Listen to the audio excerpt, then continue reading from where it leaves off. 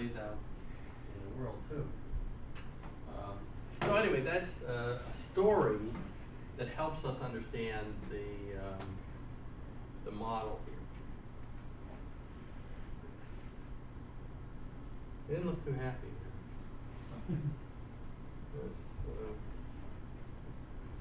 Okay, so in the Crusoe economy, the neat thing about Crusoe's economy is it's a non-monetary economy. What's Crusoe going to do with money? He doesn't need money. It's just him. But in a modern economy, we have a monetized economy, and money has value because it facilitates trade, and we get rid of the double coincidence and so on. So we have easier time making deals. I don't have to come to work and hope that if I want a chicken tonight, one of you wants to trade a chicken for my lecture. Right? I don't have to do that. Money makes it a little bit easier. So, but we want to talk about a monetary economy. We're going to bring in this market for loanable funds. See, Crusoe doesn't have a problem about when Crusoe decides that he's going to consume less and save more seeds. We know what he's going to do with those seeds next spring, right? That's his investment. He's going to invest those. He's going to plant those. But then the question is, in a monetary economy, how does it work that when households decide to consume less, how does that work so that we get more investment? And how does that work? And that's through this market. It's the money, right? It's one of the exciting moments of my talk. So here we have an ordinary market, demand and supply. We have the demand by businesses for funds, for local funds, and the supply by individuals. The Austrians always say individuals. I kind of still hung over from my previous training. There's some bits that haven't been deprogrammed yet. So I still say households, but Austrians, they want to say individuals. What do you mean households? Individuals. But sometimes I say households. Okay, so stay with me. But yeah, an ordinary kind of thing is the higher the interest rate, the more I'm willing to loan. Right? If I'm willing to pay you enough, you'll loan me money, maybe.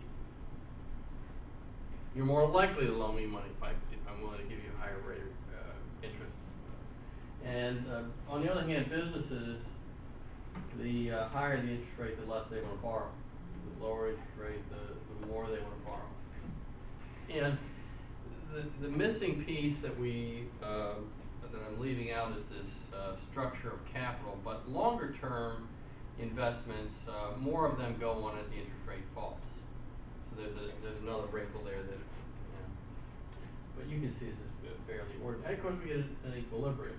Now, think back to that diagram where we went from no growth to growth. What happened was Crusoe decided to put more seeds in the bag. How does it work here? Well, here how it would work is the supply of savings would expand. If the people in this society decide to become more future-oriented, then this is the kind of thing that happens. The supply of loanable funds expands because people in this society decided, for whatever reason, that they would prefer to have more goods in the future relative to at the current time. And the signal that coordinates the production of resources over time is the interest rate.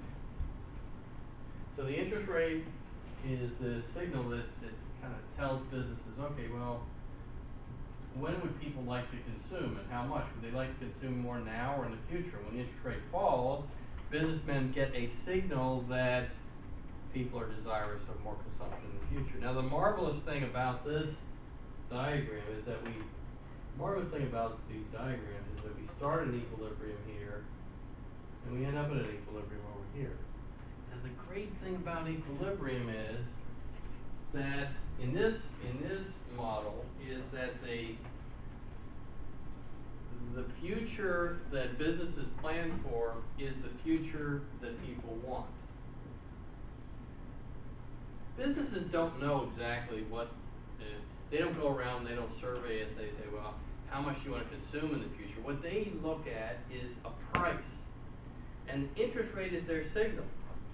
The other name for the interest rate is the, Irving Fisher called it the rate of human impatience. How impatient are people for resources, for consumption today? And what's happening here, what's playing out here, is businesses are getting a signal that households would like more stuff in the future, and they build it. If you want it, you're going to get it here. The information gets transmitted to businesses. So here we started with a sustainable situation. We started with the quantity demanded and quantity supplied being here. And we end up with quantity demanded and quantity supplied equal over here. What happened? Well, people decided that they were going to save up for more stuff in the future. And businesses got that signal through the interest rate.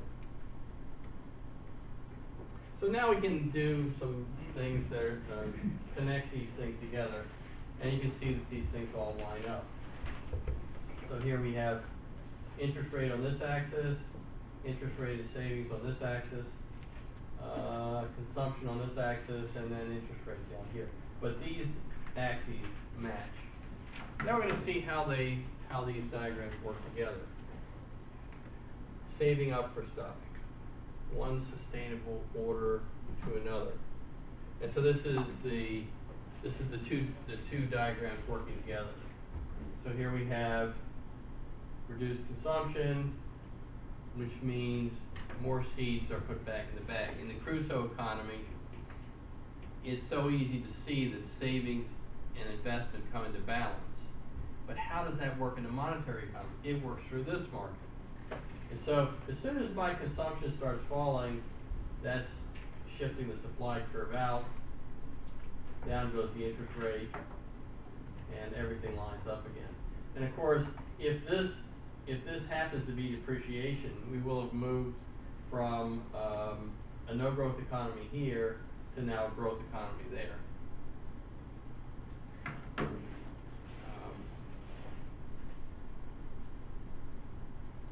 Credit expansion. Okay, so now we get to we need this right now. Now we need that face. Stimulate something, because you're beginning to die by PowerPoint. The graphs were.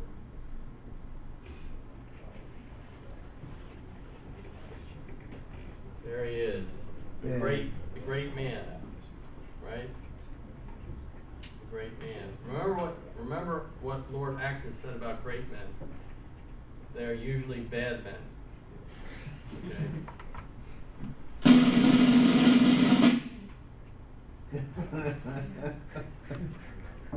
Find your lack of faith disturbing. Yes, sir. The great central planners will tweak the market for loanable funds. They will tweak the interest rate, and they will fine-tune the economy, right? How's that been working out? And they're arrogant too. They're powerful and they're arrogant.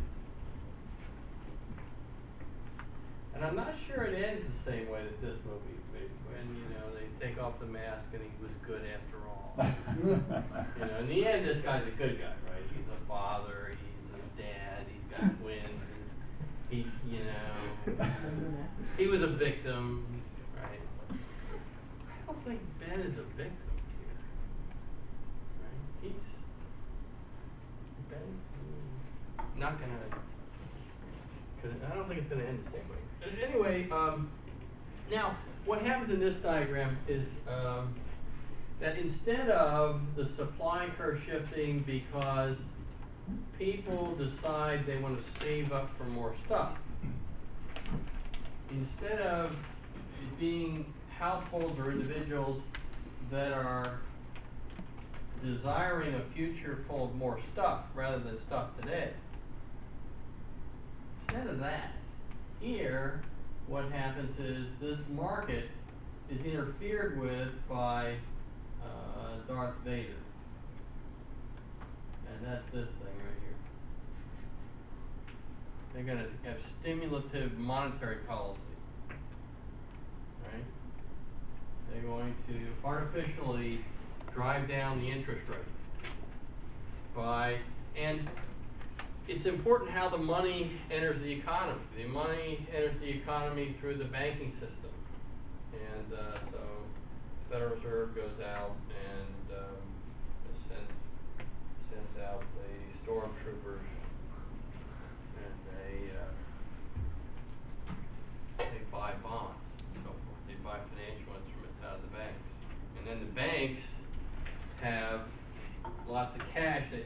Their bonds are gone, but they got lots of vault cash. And then if they got lots of vault cash, what are they going to do with it? Well, what do bankers do when they got vaults full of cash? They loan it. They loan it, yeah. They loan it out. And when they loan it, now when all of our banks compete with each other, Tyler's Bank and Cecil's Bank and John's Bank, and these three bankers, they've all got vaults full of cash. And I'm going to go around and ask them for an interest rate. So I say, Cecil, John, I'm going to stab him in the back. I'm going to say, you know, John trying to cheat me by giving me a 3% rate. Can you give me 2.5%? And then I'm going to go around and stab Cecil in the back. I'm going to go around to Tyler and Not only will I give you 2%, but you don't have to verify your income. You don't have to verify your assets. There we go. And I'll give you a free toaster. And you know, we're off to the races. You can. So you know, the interest rates. That's how the interest rate's going to get bid down, and because of this vault full of cash. Now, so here we are, and of course, what that does is now the demand curve is here, and so the quantity demanded is going up to B, from A over here. The quantity demanded went up from A to B, but the household's attitude toward the future hasn't changed one bit. The supply is still the supply. Household supply is still S. And so the quantity supplied falls to C. And this difference is the excess investment relative to the savings. And what that it drives a wedge between the quantity demanded and the quantity supplied here by households. And here's the problem with that, is that businesses are now building for this future. They're building for the B future. Because they've seen the interest rate go down, and their presumption is, their mistake here, is that people are saving up for stuff. The interest rate fell. That signals them that they should start building out for a bigger future. Well, they start doing that. This is the future that businesses think will unfold. But what kind of future are households thinking of? Not that one, not that one. This is the future that households are thinking of. Households are saving for a tiny, pissant kind of future. When the future comes, they're not going to have the funds to buy all that stuff that these guys built. In fact, not only that, when the interest rate falls and the households decide to cut their savings, what they're going to do is they say, well, you know, I think I'll consume some more. Now I got to go back to my analogy with Crusoe. I should have put another image of Crusoe here. Back to Crusoe for a minute. Because here's what's happening in my Crusoe story. And Tyler gave me this idea, is Crusoe's got this bag of seeds, right? Remember Crusoe and his bag of seeds? Okay, so now what happens? What happens here, the analogy here, is that in the middle of the night when Crusoe's sleeping, he's got his bag of seeds there in his storage house. And Ben Bernanke and the stormtroopers come in there into the storehouse. What they do is they open up the bottom of the bag and they put weed seeds in the bottom of the bag. Then they sew it up. And Crusoe wakes up the next day and comes out and picks up the bag. Wow, I'm rich! Because that bag's a lot heavier than he thought it was. He must have been drunk the night before when he thought it was a light bag. Now, see the false signal? Now let's think about what Crusoe does. If Crusoe thinks he's got more seeds, he's going to do two things in this story that go along with this. Crusoe is going to eat more. There's an income effect. He thinks he's richer. When you're richer, you eat more. Just look around America, right? People got richer, they got fatter. Okay. So Crusoe's going to eat more of these seeds. And he's eating off the top of the bag, so he's not eating the weeds, so he's not suspicious or anything. The stormtroopers and they're going to put the weed seeds in the bottom. The other thing he's going to do when the spring comes, when that spring comes, he's got more seeds. So he starts breaking more ground. That's a lot of work. And that work would pay off for him ordinarily if those were real seeds. But now he's breaking ground and he's going to plant weed seeds in there. He's gonna get stuff up out of the ground that's not what he thought. He got a false signal, and now he's gonna build out too big of a farmland. And if you've ever broken ground, like I did just recently, my wife's got this property down in Indianapolis. We had some trees taken out. And I decided that we had the stumps ground, but I had to take the roots out of a plot of ground that's about from here to the wall. That's about it. Took me 2 days to get all those roots out of there. And it's breaking ground is very difficult. So Crusoe is going to burn up a whole lot of calories clearing that ground. And why is he clearing the ground? Because he got a false signal. In my Crusoe story, the false signal is the weight of the seed bag that's been perverted, that's been messed with by Ben Bernanke's equivalent. You got to suspend disbelief a little bit in this story. I mean, how did Ben Bernanke get on the island? And, yeah,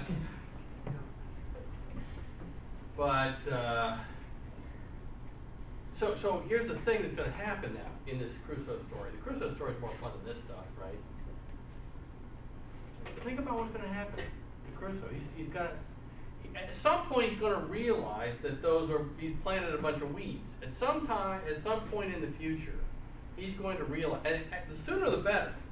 But we don't know when, but in the future, and until he discovers that he's been sent this wrong signal, he's going to continue to make the wrong choices, malinvestments.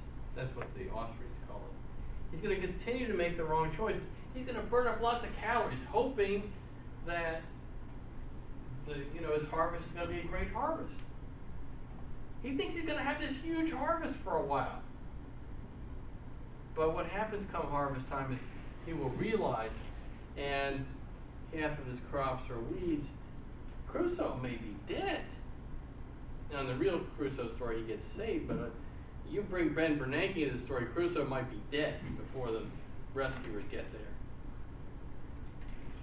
Now, let's see what happens in this diagram. This is my last, you hook them up. This gets kind of complicated here, but you can see all these things happening here, too. All right, so here we are to start. And the solid dot's where we start. Here comes the credit expansion. Here comes the injection of money into the system. Drives the interest rate down. Quantity demanded. Businesses start building for this future. Households start saving for this future. But households start partying. There's a pull toward more consumption here. That's Crusoe getting excited about the seed bag being heavier, and he gets an income effect. that's the income effect causing Crusoe to eat more. So there's gonna be some extra eating, but there's also gonna be a pull this way. So you got a pull, kind of a